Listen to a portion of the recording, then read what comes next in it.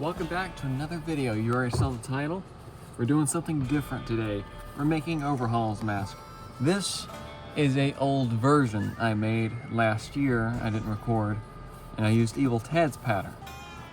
And I always thought it's kind of a little large, so I thought, why don't we go ahead and make a smaller one for the channel. And I've got the templates already figured out. To be honest, this doesn't look as small, but it's different, and I'm gonna try something else. We're gonna use leather to make this and try some new technique and try out some new stuff. So let's do it.